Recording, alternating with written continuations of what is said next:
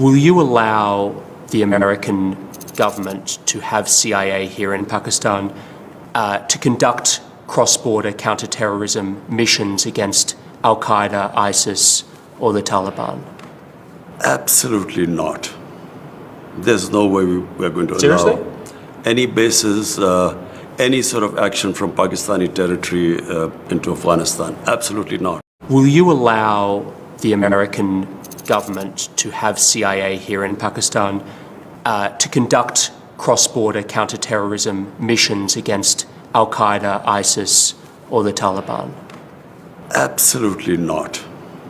There's no way we're going to Seriously? allow any bases, any sort of action from Pakistani territory into Afghanistan. Absolutely not.